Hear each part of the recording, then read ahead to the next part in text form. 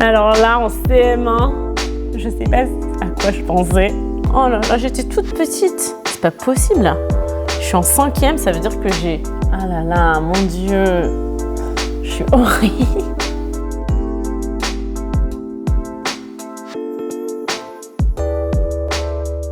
Je suis actuellement chez mes parents et en faisant un peu de rangement hier, j'ai retrouvé mes photos de classe. Alors, je ne sais pas si c'est quelque chose qui existe dans tous les pays, mais en France, au début de chaque nouvelle année scolaire, à chaque rentrée scolaire, on pose avec tous ses camarades de classe pour la photo de classe. En retrouvant mes photos de classe, je me suis dit que ça pourrait être intéressant que je m'assoie pour vous parler du système scolaire français, pour vous expliquer comment le système scolaire fonctionne en France.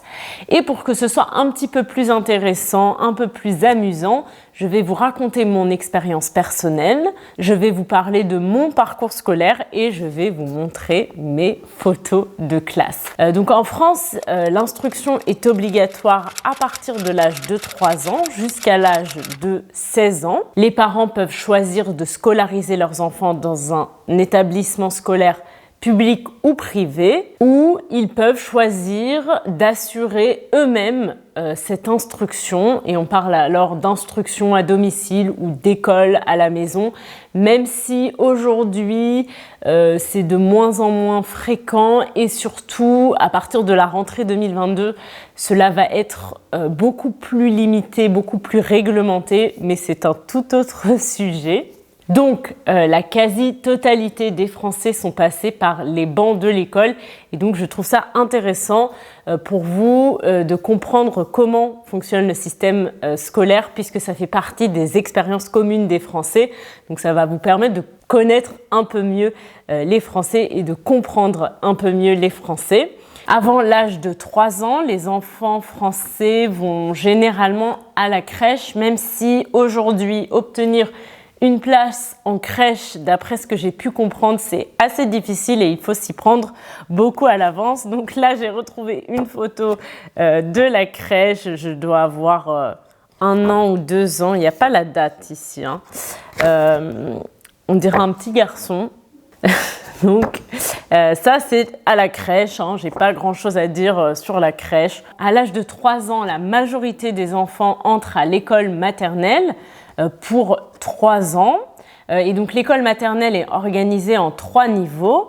On a la petite section, la moyenne section et la grande section. Alors là, c'est moi en petite section. Je suis plutôt mignonne, j'ai une petite robe jaune. Là, en moyenne section, je suis aussi très mignonne, toute souriante, au premier rang avec une robe rouge. Et ensuite, la grande section de maternelle. Là, j'ai un bon style là. Comme vous pouvez le voir, j'ai des lunettes. J'ai porté des lunettes très tôt parce que j'avais un strabisme. Je louchais. Et d'ailleurs, je me souviens que j'allais tous les mercredis chez l'orthoptiste pour faire une rééducation des yeux.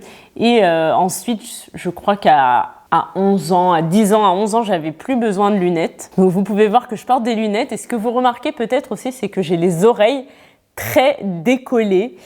Donc aujourd'hui, j'ai toujours un peu les oreilles décollées, mais en fait, à l'âge de 10 ans, je me suis fait recoller les oreilles pour la petite anecdote. Qu'est-ce qu'on fait à l'école maternelle? Qu'est-ce qu'on apprend à l'école maternelle? D'après le site du ministère de l'Éducation, la mission principale de l'école maternelle est de donner envie aux enfants d'aller à l'école pour apprendre, affirmer et épanouir leur personnalité. À l'école maternelle, on apprend à vivre ensemble, on commence aussi à se familiariser avec l'écriture, avec les chiffres. Je n'ai pas énormément de souvenirs de l'école maternelle. Je me souviens qu'on faisait la sieste l'après-midi, qu'on dormait l'après-midi pour se reposer et aussi qu'on jouait dans la cour de récréation. Dans la cour de récré. Les récréations, les récrés, ce sont les pauses entre les cours, entre les classes.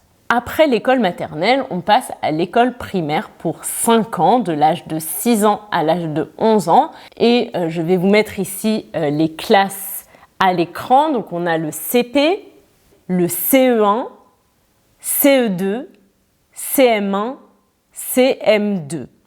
Donc moi personnellement, j'ai une expérience un petit peu particulière puisque j'ai sauté une classe, j'ai sauté le CP.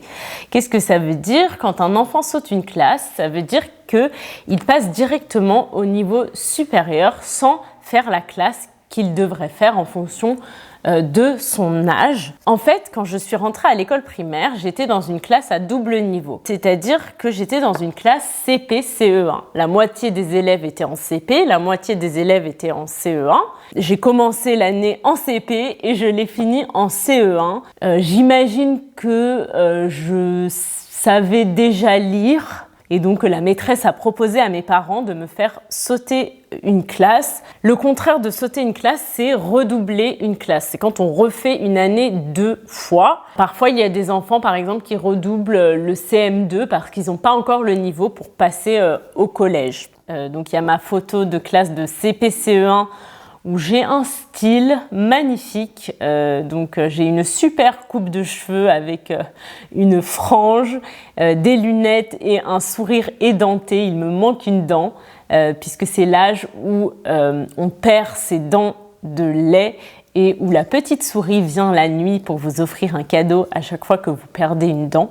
Alors ensuite, donc, je suis passée directement en CE2. Je suis plutôt mignonne ici. J'adorais ma maîtresse en CE2. Elle était trop gentille. À l'école primaire et aussi à l'école maternelle, on a une seule maîtresse qui nous enseigne toutes les matières. Comment se passe une journée d'école à l'école primaire?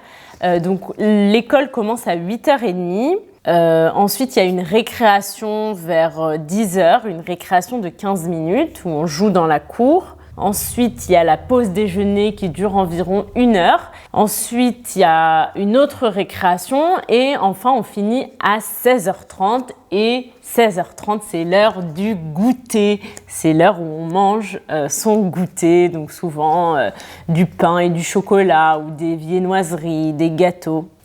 Alors là, en CM1, je ne sais pas à quoi je pensais, mais je me suis mis une fleur sur la tête.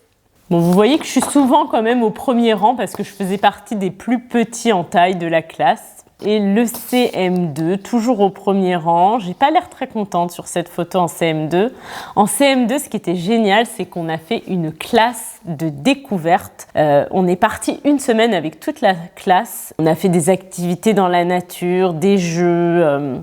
C'était trop bien. Alors, avant de parler du collège, je voulais juste vous dire que vous retrouverez sur mon site internet dans le club des éléments pour travailler sur cette vidéo en profondeur. Donc vous retrouverez la transcription de la vidéo, l'audio de la vidéo téléchargeable, ce qui va vous permettre d'écouter la vidéo en hors connexion si vous avez envie d'écouter la vidéo comme un podcast, la liste de vocabulaire de la vidéo avec la traduction en anglais, des phrases avec les mots de vocabulaire en contexte ainsi que les points de grammaire difficiles expliqués. Vous avez également accès à une liste Quizlet pour chaque nouvelle vidéo avec ces mêmes phrases d'exemple et l'audio enregistré par moi-même pour que vous puissiez répéter après moi.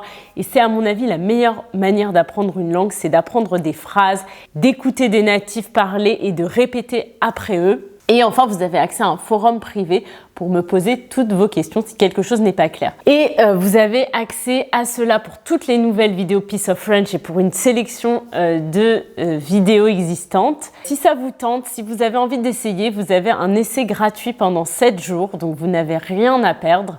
Je vous laisse un lien dans la barre d'infos si ça vous intéresse.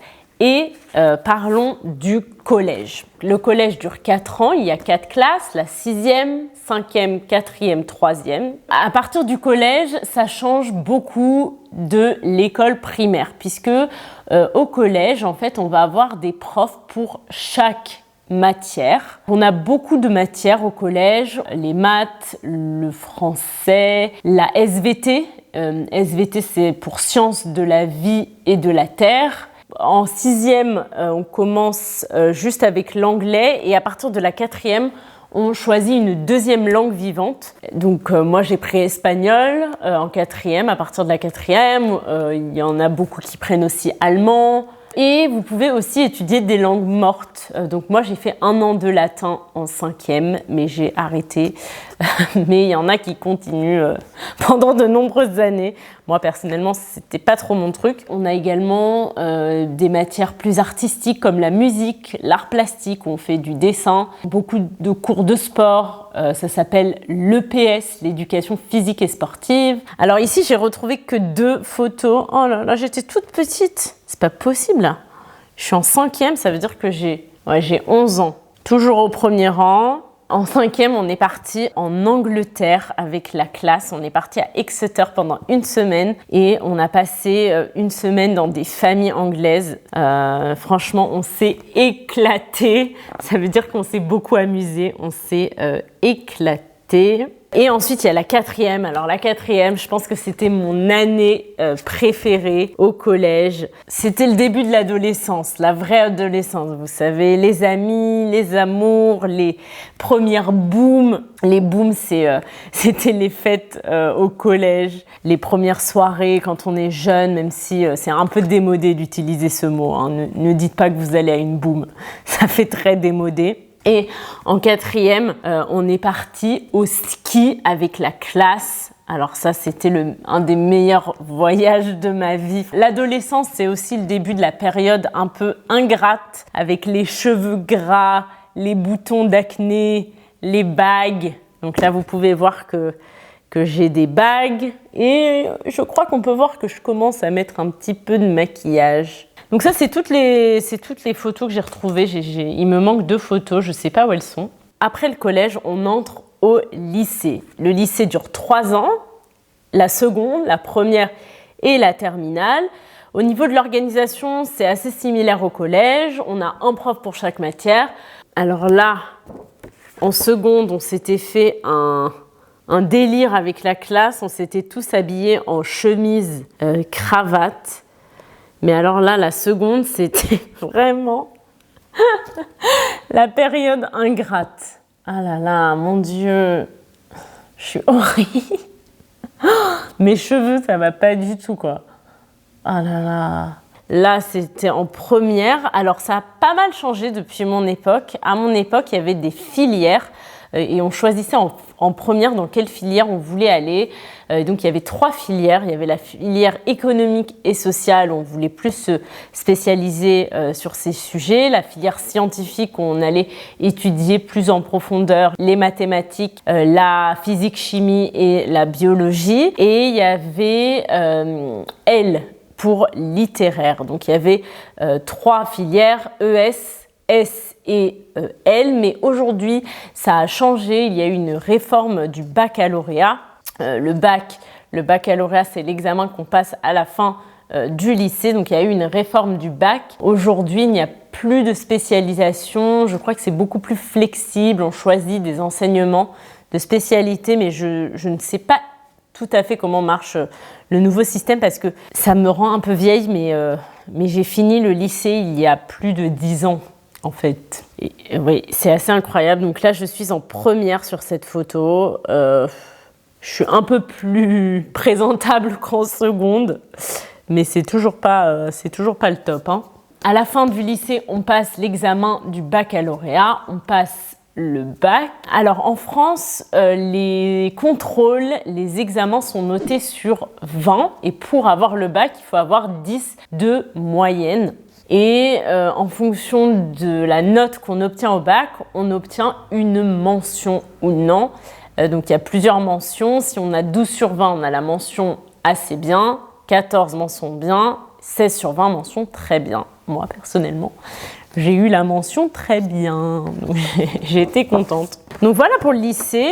Et à la fin du lycée, on fait des choix d'orientation pour les études supérieures, les études de post-bac. Donc vous avez plusieurs choix. Je dirais que les principales filières, ça va être soit de partir à l'université, de partir à la fac, on appelle ça comme ça, la faculté, la fac, étudier à la fac. Donc si vous faites de la médecine, du droit, toutes les études possibles, vous pouvez les faire à l'université, à la fac. Une autre option, ça va être de faire une classe préparatoire pour se préparer au concours des grandes écoles de commerce et d'ingénieurs. 2 ans de classe préparatoire où vous travaillez beaucoup pour vous préparer au concours d'entrée à ces écoles. Donc moi personnellement j'ai fait une classe préparatoire aux écoles de commerce. On appelle ça une classe prépa ou une prépa commerce. Là c'était en première année de prépa, donc c'était en 2011. Là j'étais pas mal. Là on voit une amélioration aussi bien dans le style que les cheveux. Non, là j'étais bien.